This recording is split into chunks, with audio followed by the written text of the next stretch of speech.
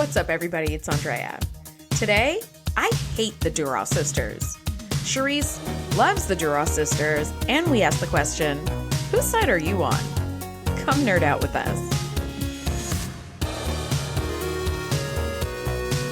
Welcome to the TNG Podcast, the #1 place in the Alpha Quadrant to geek out about all things Star Trek: The Next Generation. I'm your co-host, Shereese. Hey, I'm your co-host, Andrea. Shereese, today we are talking the Season 4 finale. It's Season 4, Episode 26, Redemption Part 1. This episode was written by Ronald D. Moore and directed by Cliff Bull. Picard balances his Federation and Klingon duties as new Klingon Chancellor Gowron faces a civil war. Worf and his brother Kurn fight to regain their father's honor. Bum, bum, bum. You know how I love the Klingon stuff. Yeah, and usually this particular storyline, I think, is actually pretty good because it's not just like Klingons show up randomly and then they are all about duty and honor and then they die.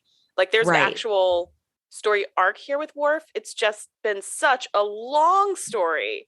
We started this. Did we even start this in Season 4? Did we start this in Season 3? I don't know. I don't even know. It's been a long time. Yeah, much too long. And then we also have this secret Romulan Klingon alliance, which I think is very interesting. Again, as a story arc, it's like, ooh, who would have ever saw that come together? But again, it's been teased out here and there, and then there's like 5 or 6 episodes, and then teased again, and then 5 or 6 more episodes. So I think, if I'm thinking back to when I was a kid, I don't remember how I felt about it, but just thinking about what that experience might be like, I don't think I would remember all those previous instances to tie everything together. They needed to put the storyline a lot closer together. Like maybe have like one episode in between, but make fewer episodes that tease this alliance and put them closer together so that way there's some stakes here. It seems more like, wait, where the Romulans come from? Did they do that before? You know? Yeah, no, it feels very, very much like, I don't feel like the Romulans are used to their full potential in TNG because they are such formidable enemies. Like they're such formidable enemies. They could have made them stronger, but we got our first taste of Romulans at the end of Season 1 where it's like, we're back. And then we don't actually see them. Yeah. Or they're back for like 2 seconds and they're like, we'll be seeing you. And then they kind of disappear. It's like, okay, that was sort of pointless.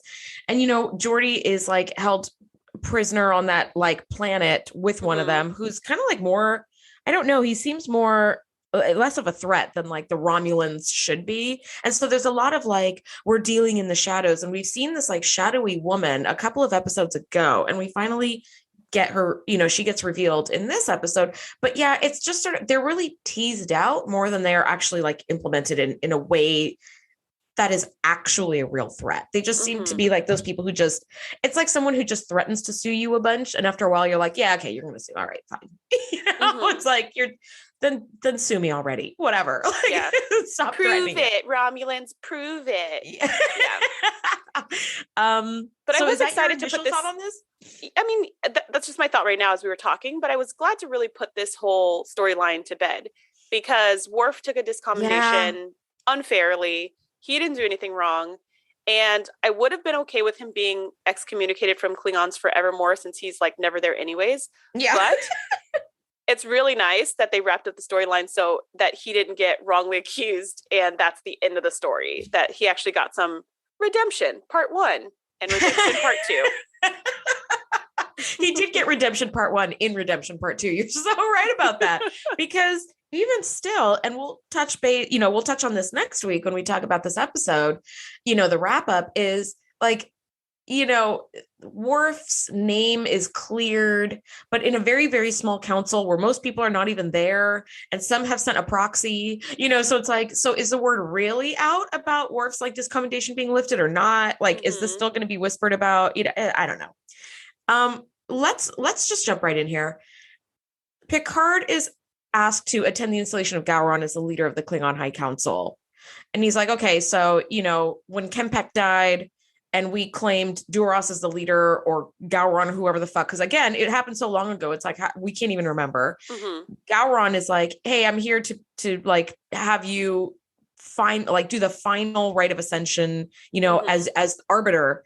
This is your final responsibility, is to like put this heavy ass, button laden cloak on me to make me the high leader. And so Picard, of course, is like, hey, Worf, haven't you done this discommendation thing long enough? Like, aren't you trying to reinvent yourself? Tired of that? Yeah. And he's like, it's not the time, Captain. It's not the time. And Picard's like, wait, what? Weren't you like super pissed, 3 seasons ago when we first introduced this storyline? Yeah. And now all of a sudden you're like, meh, I can live with it. And tries to kind of stir Worf to action.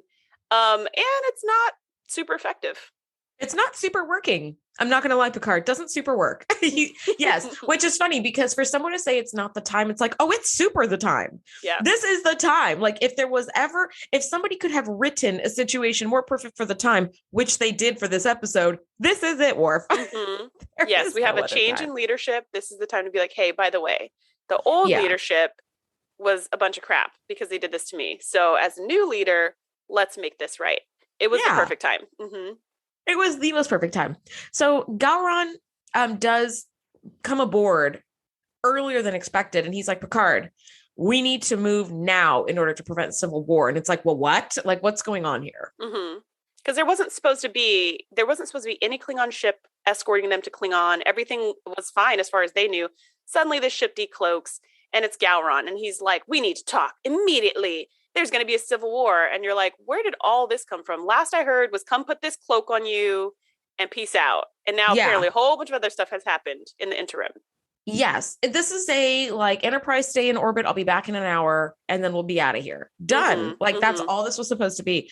So if I remember correctly, when Kempek died and made Picard arbiter because no Klingon could be trusted because there were too many political dealings, going on in the background. Yeah. It was between Gowron and Duras. Correct. And turns out Duras knew all along about the betrayal at Kittimer and blah, blah, blah. And he's kind of just generally an all around dick and he murdered Kalar, which, that's really the crime that we care about. Mm-hmm. So Gowron, I think had won. Worf murdered him.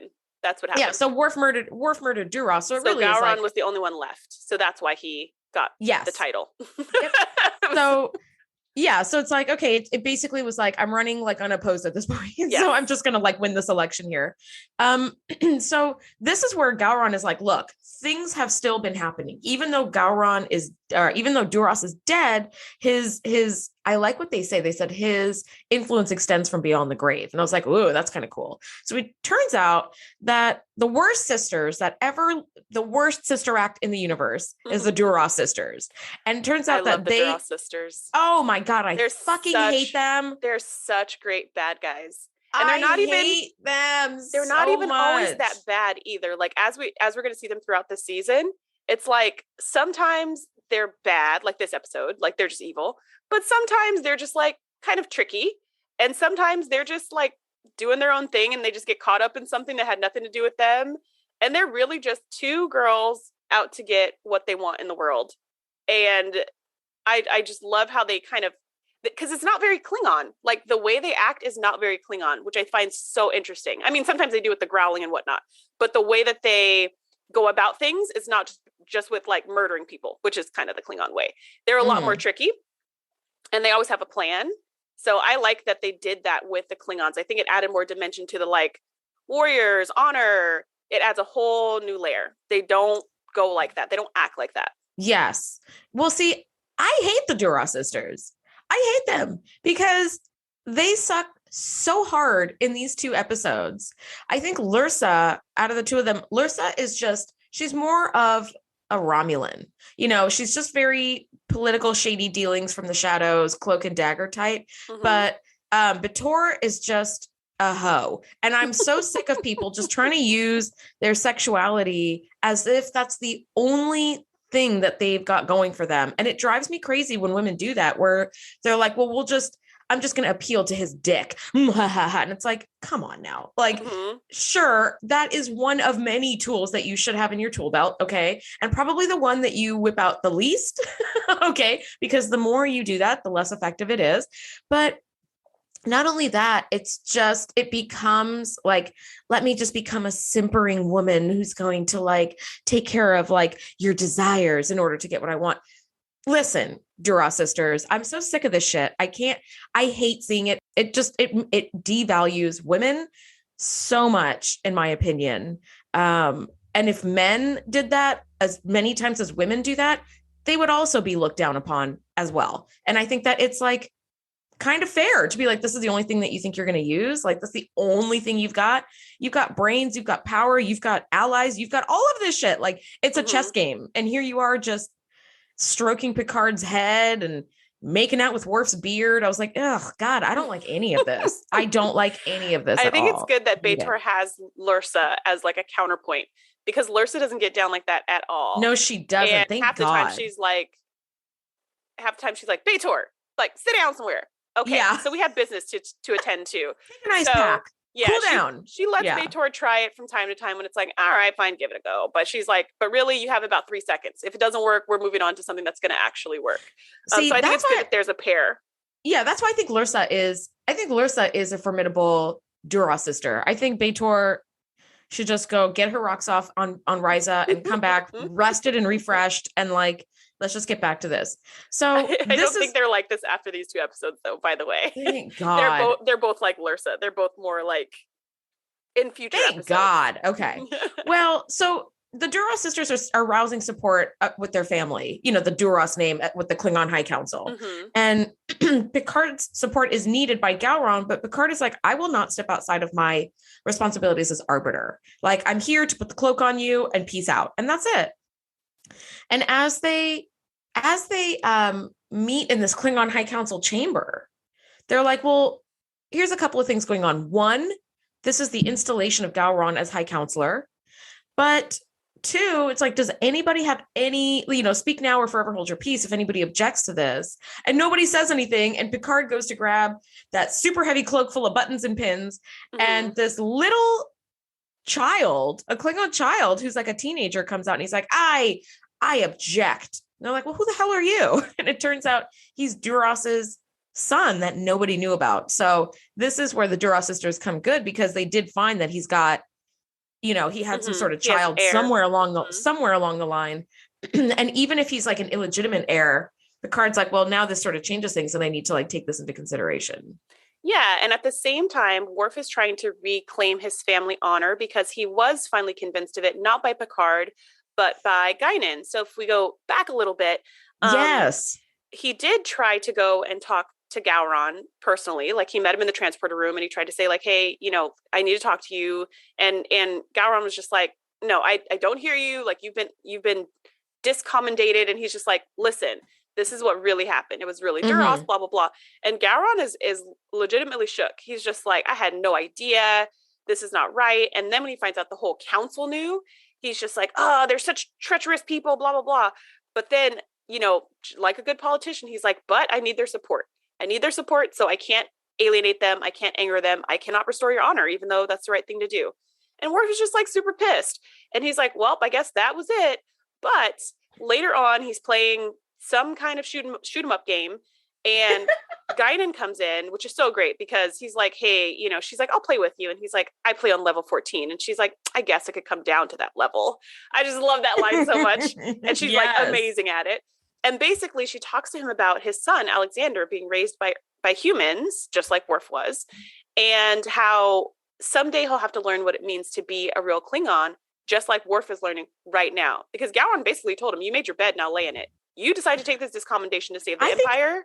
I think it's great. He's like, you took a lifetime sentence and you want me to change it for you a year or 2 later. Like, you made this decision and you knew it was a lifetime sentence. So I think you have to live with the choices that you make. And I think that struck me, even though like, we know Worf's family wasn't in the wrong. We know Worf did this just to protect Kern and blah, blah, blah, blah, whatever. So it was a discommendation he took like for the wrong reasons. And like, of course we would love to see his family's name like restored, but it's like, buddy, you're a grown ass man and you made some choices and now you have to live with those choices.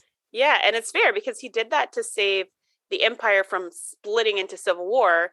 And that hasn't changed. If Gowron does this now, it's going to make the Empire split into civil war. So the situation is still the same, even though Kempek has died. So Worf goes to his brother Kern and says, we need to back Gowron so that in exchange. And I actually really loved this scene between Worf and Kern, because I was like, this is like the most I've ever heard Worf talk in ever. But he basically talks to his brother about how Gowron will have to give their family honor back if they support him and if all of Kern's people that he's gotten together support him. And so he's like, look, he has like this really tricky plan, which I was like, I didn't know Worf could be strategic like this. It was amazing about like, we're going to help Gowron, but not until the very last second, until the Duras sisters have him on the ropes. Then we'll be like, all right, we'll help you, but only if you give us back our family honor. So Kern's pretty pissed because he hates Gowron. And he's like, if the Duras sisters don't kill him, I'll kill him. Like, I hate that guy. But because Worf's the head of the family, he's like, fine, brother, I'll do it. So now in this great hall, when this little kid shows up and Picard's like, crap, now I have to, decide, does Duras's claim still hold? Does Gowron's claim hold? Like, what are the legal implications here? We also have another layer of Worf being there, trying to restore his family's honor at the same time and trying to all prevent civil war, which at this point seems pretty unpreventable. Yeah, it's pretty imminent at this point. Yeah.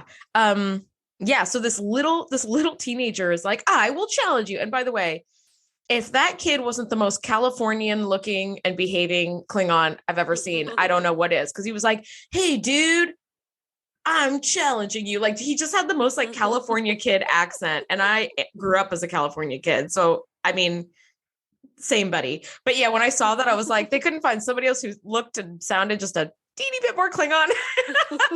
He looked like he just came from like Fast Times at Ridgemont High or whatever, and right into this role. Might have been.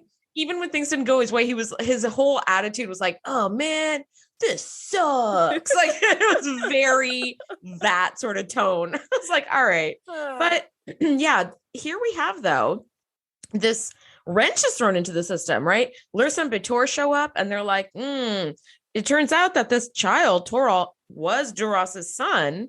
And now the council has to consider the validity of Torol's claim as Duras's son to High Counselor, which is like, the last thing you need is a shitty little teenager on any kind of high political office, because things are just not going to go so well. And really, it's going to be the Duras sisters running the whole empire through him. Through Torol, yeah, of course. Because women are not allowed to rule on the council. If they were, it would have been the Duras sisters themselves, or one of them, probably Lursa, who would have tried to take control. So they're going to try to rule the empire through this kid. Very Egyptian of them. Yes, very Egyptian, totally. And Gowron's just like, all right, let's just kill him. And Picard's like, oh, wait a minute. I think there are some legal things going on here that I actually have to think about, because, it's my job. This is my last duty and I'm going to do it right. Well, later on, we're on the Enterprise and we see Worf asking Data to look up all this, to look up the Kittimer research that he's found and all this information so he could take it back to his planet and be like, haha, there's proof that Duras was really behind it all and blah, blah, blah. And Picard is just like, what are you doing? Aren't you supposed to be on leave right now? Did you cancel your leave? Are you back? He's like, no, I'm not back. I'm still on leave. I'm just like using the Enterprise to get any information I need. And Picard's like, that is literally the definition of interference. You cannot use your position. Yeah, you cannot use your position as a Starfleet officer to affect political change on your home world. That is like way past our that's like prime directive no. Yep. 5 layers of conflict of interest deep. Yeah. And he's just like, not a thing. I don't see the problem. I need this information and I work here. So I just came and I got it. Right. It's like, this is a problem, buddy. You can't do that. So Picard talks to him about, which I thought was really interesting, about walking that fine line, because Picard's like, I'm in it just as much as you. I'm a Starfleet officer, but I'm also the arbiter, literally deciding who will be in charge of the whole empire. And I'm trying my best to follow all the Klingon rules and laws and have nothing bias my opinions. So let's come to a compromise. I will make these files available to everyone, to the Duras family, to anyone on the Klingon homeworld, to absolutely anyone. So that's fair. And that is the last thing I'm doing, Worf. Like, that's it. Don't come use our systems for anything else. Don't be trying to take a shuttle into war. None of that. None of that. Can you imagine somebody taking a little shuttlecraft into war? Like, that would be it. Do the shuttles even have weapons? Those are like so useless. They have nothing. They don't have weapons. They don't have warp drive. They have nothing. They have don't nothing. Have landing struts. They don't have wheels. Wheels. They're just a cardboard box that a kid is playing in with a little piece of window on it. Okay. It's ridiculous. They don't have sensors to know when a ship's decloaking. Like, they don't. You have to, away from your hole.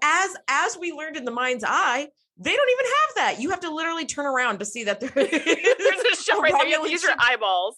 So don't go to the bathroom. You might run into a ship or a planet. Don't fall asleep. Don't anything. Or an nothing. asteroid. Yeah. You're basically just playing pretend. That's it. You're playing pretend.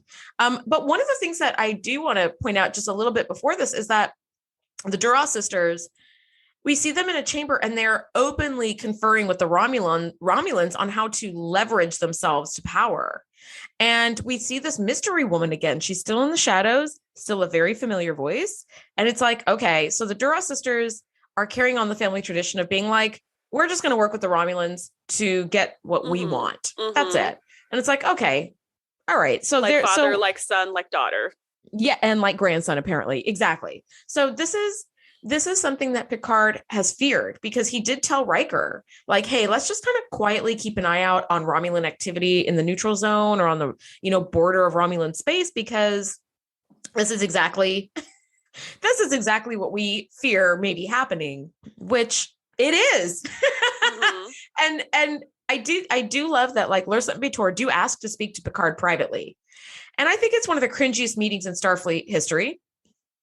As I said, I hate it when women try to sex it up as if that's the only thing that they've got going. And so B'Etor is like, let me warm up your tea, and is like stroking his head, which I was like, girl, get your hands and your fingertips off of that man's head, please. But you know what? Picard handled it like a professional, where he was like, the tea is excellent. Thank you. Like, he is not afraid to drink the tea. My first thought is like, don't eat or touch or drink anything. It's poison. Everything is poison. But he does say, like, it would serve you. Like, you're clearly smart women. Yeah. Lursa. You're clearly a smart woman, Lursa. It would serve no purpose. Poison. That's true. Romulans do. Yes. Which is how Kempek died. Yeah. And you're working with the Romulans, and we kind of all know this. So, but he does say it serves no purpose to kill the Arbiter before the decision is announced. So I'm not worried about this. So he drinks the tea, and they sort of do this, like, it would be a shame if anything were to happen to Gowron, if Duras family isn't given like the titles and the honors that we want. And so they basically say, like, if Toril is not found to be the next Klingon High Counselor, like, you'll have war with the Federation, and we can't have that. And Picard has the best line of the entire redemption story arc. He says, you have manipulated the circumstances with the skill of a Romulan. My decision will be announced at High Sun tomorrow. Excellent tea, ladies. And he just walks out, and I was like, oh, that first line. He clearly tells them, like, I know you're working with the Romulans, without saying, this is, tell me, I know you're working with the Romulans, without saying, I know you're working with them. Yeah. It's like, it's so wonderful. It is. I love it. He also, like, before he said that epic line, explained to them what he could see. Cause they were like, surely you can see that it must be Duras' son who takes the throne or whatever. And he's like, I'll tell you what I see. What I see is that if he takes the throne, it's going to lead to war. If he doesn't take the throne, it's going to lead to war. That's what I see. And Lursa's like, you see very clearly. Like, that's it. That's exactly what it is. B'Etor, stop trying to refill his teacup. Get away from there. Move back. This isn't working. Take 3 steps back. This is not working. But also their attempt to, I did like how they were like, that was our brother. We're nothing like him. They'd keep doing this, like, we're nothing like our brother, which they actually are nothing like they're nothing like their brother. But that doesn't make them good guys either. So Picard is really between a rock and a hard place, because now it's really looking like it's going to be war or double war. Yes. Yeah. Yeah. Do you want a side of war or a side of war? And it's like, uh-oh.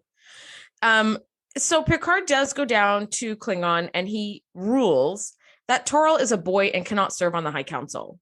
And he says it's because Toril hasn't fought any battles. He hasn't done anything to prove that he's a warrior, which I thought was a really clever explanation, and also very in keeping with Klingon law. Like, that made sense to me, because he could have just been like, no, I mean, it should be Gowron because he did the rite of ascension and yada, yada, yada. But for him to be like, this boy has fought no battles. This boy has won nothing, but someday he might. And in that day, maybe he'll come back and try this again. Yeah. But right now he's just too young. So he didn't dismiss the boy, and he also didn't minimize the Duras family. And he made a claim that I feel like any Klingon could get behind. Yeah. Except they don't. Except, of course, they don't. And, Picard says, so Gowron will be the High Counselor. And Toril makes this impassioned speech. And unfortunately, most Klingons side with the Duras family. And I love that Gowron's like, but Picard just made his decision. This isn't fair. Like, I'm the king. My empire. Mine. It very much feels that way. And so I mean, Duras' he's son, not wrong. He's not wrong. Duras' son walks out in a huff, and over half of the room follows him. And I just thought, I declare war. Yes. And guess what? War starts like immediately. Yes. Duras' ship starts 3 hours firing. later. Yep. Duras' ship starts firing on Gowron's ship. And I love that Picard is like, I said I wouldn't get involved, and I'm not. Move the ship out of the combat area. And Worf at this point is on Kern's ship. So he's right in the line of fire, literally. Actually, at this point, he's on Gowron's ship. I'm sorry, he's on Gowron's ship. He's making his play to Gowron of like, hey, look, this is before they start getting fired upon. He's on Gowron's ship, and he's saying, hey, my brother is Kern. Surprise! Because they kept that a secret, so he wouldn't be excommunicated also. Yep. So he goes, my brother is Kern. He has 4 squadrons with him. We will support you in this battle against the Duras family if, and only if, you restore our family honor. And Gowron's like, interesting. No. And he's like, what? Come on. He's like, no, I can't, because what we really need, 4 squadrons is nothing in this war. I really need a Starfleet. So if you can get the Enterprise to get in on this fight, then I'll restore your family honor. And Worf is like, I literally had this conversation with my captain yesterday. He said no to all that stuff. He's not going to jump in this fight. And he's like, well, then you're not getting your family honor back. And you're just like, dang it, Worf's brilliant plan didn't work. And then they get fired upon. Yes. And then the Enterprise is there watching, and 2 ships against 1. And you're like, uh-oh, surely they'll do something. And Riker's like, let's do something. We can't stand back. They're our allies. And also Worf's on that ship. Well, Worf's on that ship, but also even like beyond just the personal attachment to Worf, you just installed Gowron. You just installed Gowron as the Klingon High Counselor. So it is, as allies of the Klingon Empire, it's our duty to defend the High Counselor against any pretenders to the throne or anything. And Picard's like, I said I wasn't going to get involved, and I'm not. I put the cloak on the guy, and my role is done as arbiter. I'm done here. And I thought, and here they have to like move the ship away. And, so people at the con, accidentally get blasted. People at the con are saying like, hey, Gowron's ship is damaged. Their shields won't take any more hits. No, their shields are down. Worf is on that ship. And Picard is like, Ensign, move us back further. And I was like, oh God, that is just so hard. And this is what makes Picard such a great captain, because I would be like, Worf is on that ship. Get him out of there, or something. Right. It's like, transport him out and let the rest of the people blow up.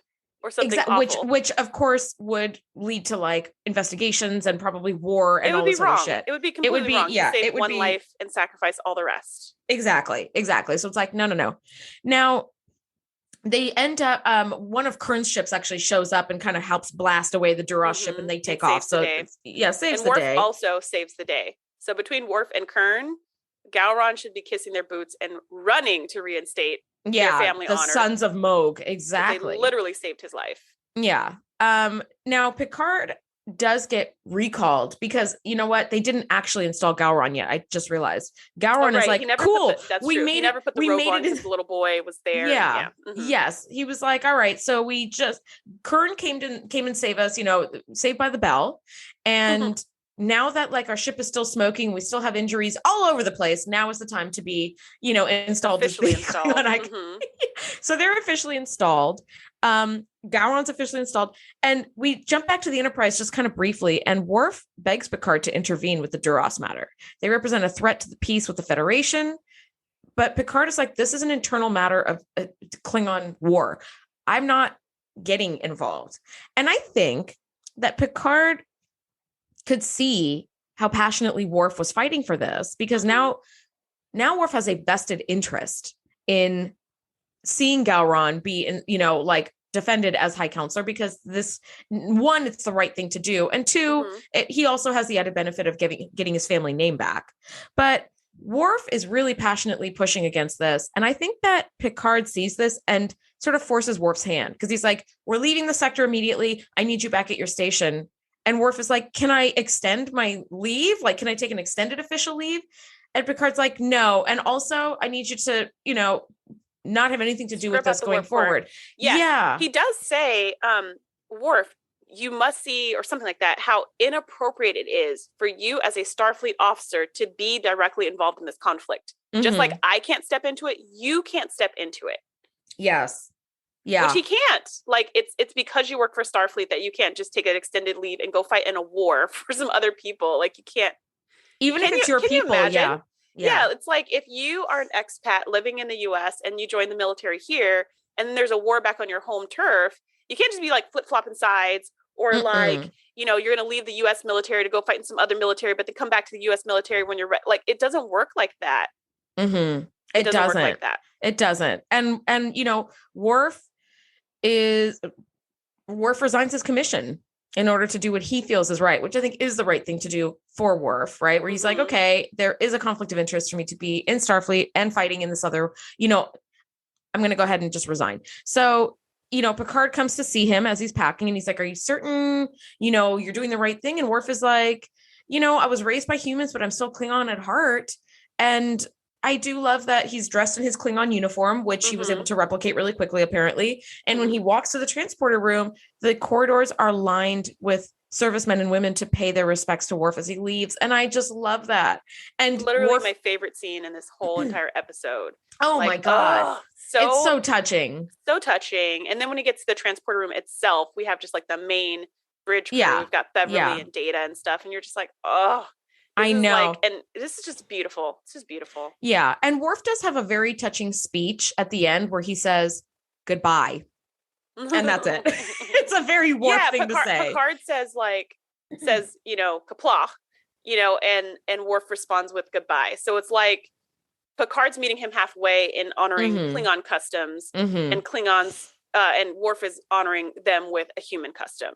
So I thought that was really beautiful. Yeah. And I also, it's almost the end of the episode at this point when Worf leaves. So I actually thought the episode was over here and then it kept going. I was like, oh, but I thought this would be a really good season finale because you could like, I was just thinking they could easily write Worf off the show. He could no longer be on the show. You could come back next season and he could be gone. And you could be like, wait, did he really leave? Did he really leave? And they could just be like, oh, he died on some planet or something like that. And he's never killed in battle. Back. Yeah. So I was like, this is actually a pretty good cliffhanger because it's not like Picard, you know, like with Picard and the Borg, you don't know what's going to happen, but you know, Picard is coming back. He's not going to stay a Borg forever. I don't know how, I don't know, but you know, something has to happen. But with this, you don't know. Worf could easily be written off the show, never to be seen or heard from again. And that would be kind of sad. And we would need some new security officer. But that's not the end. So even there, I was like, oh, but that's not the end. We have another scene. That's an even bigger bum, where we're back with the Duras sisters in some secret room or ship or whatever. And this Romulan woman who's been hiding in the shadows this whole time throughout all these episodes finally comes out of the shadows. And she looks exactly like Tasha Yar, but dressed like a Romulan. Yes. Yes. Because they say, look, Picard has moved out of orbit. He's leaving.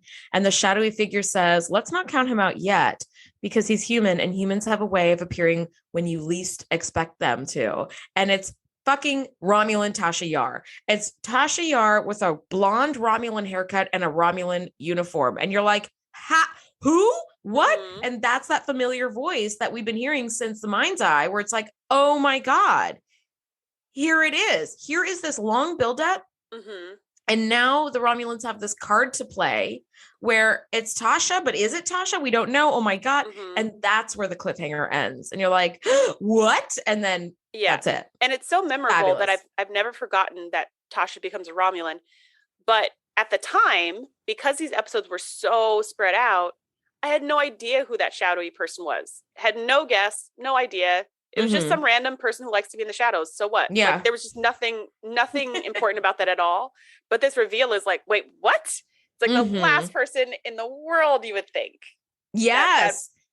That voice would belong to is Tasha Yar. Yes. And this is why we didn't want to say anything for our listeners who may be watching the show for the first time. We didn't want to say in The Mind's Eye, like, oh my God, it's Tasha's voice, you know, because it's like, wait, what? So yeah, this is this big reveal. And so it goes to be continued. And then, you know, in the real world in 90s, you had to wait months and months and months and months to figure out like what is going on, which lovely, in the Paramount Plus world and in the Netflix world, you could just go to the next episode. Mm-hmm. So that it was like, oh my gosh. Do you have any final thoughts on this episode before we do the wrap up next week? Yeah, I do. For my thoughts were that I think this was a really good season finale, because season finales usually need to end on some kind of cliffhanger so that they hope the show gets picked up and that a lot of people are interested in it next season, but also so that people come back to watch it. There's a reason to come back. And I think, while I do think Best of Both Worlds was the best cliffhanger and will continue to be for all of TNG, and they keep trying to replicate it and they can never replicate it. Like, you just can't replicate it. Even though that is true, I actually like this as a season finale. I don't think it was bad. I would have definitely been like, question 1, does Worf ever come back, or does he get killed in some Klingon battle and we never see him again? And then question 2, why does Tasha look like a Romulan? Why is she dressed like a Romulan? Where'd she come from? Didn't she die twice at this point? Yes. Once by wind and again through time with the Romulans in a war? Like, this is gonna be her 3rd time dying. Like, what's going on? So those were my final thoughts about this. I thought it was a good season finale. What about you? I had 2 sort of main thoughts as a wrap up. One is, I watched these episodes, and I do watch these episodes today, like just back to back. So it doesn't feel like a cliffhanger to me, because I'm like, oh, next episode. I already sort of know what's going to happen, whatever. But in when this was aired, I mean, when it was first aired and you had to wait months to figure out what the conclusion was, it is a very good season finale. Worf leaves the ship. Everybody lines up to pay their respects and say their farewells. Mm-hmm. We see a Romulan Tasha Yar come out of the shadows, and you're like, what the F? So that's my first thought, that it is, I agree with you. I think it is a really good season finale. As just a 2-part episode, I think it's just fine, because we pick up immediately in today's streaming world. Agree. My second thought, which is my main takeaway, is even Guinan would be a better security chief than Worf. Okay. She has to lower herself to level 14 to play at his standards. And even at level 14, he was missing all the damn time, and she didn't miss once. And we all know that Worf isn't great as security. The security team on the Enterprise is not great, but even Guinan would make a better security chief. And that makes me mad. Even Guinan. Come on, guys. I mean, not devaluing Guinan, because she's a badass and she's got a phaser rifle that she fires off in the ship. She just fires weapons off in the ship. But come on, guys. If pacifist ever listening Guinan is better at killing baddies than you are, maybe you're not that great at your job. That's it. Yeah. And this is the flagship of the Federation. So you guys are the cream of the crop here, and this is it. Yeah, it's a little sus. I think we need massive retraining, which has been our recommendation to Starfleet for multiple seasons at this point. I'm going to start setting out some subspace communications to get this ball rolling, because I'm sick of seeing security suck so bad. Subpar security. All right, guys. Thank you so much for listening. Next week, we are talking the conclusion, season 5, episode 1, Redemption Part 2. Thank you so much for listening, and we'll see you next week. Bye. Thanks for geeking out with us. Be sure to join the crew at thetngpodcast.com to be the first to know when we do our live shows or host events exclusively for our members. We'll see you next time.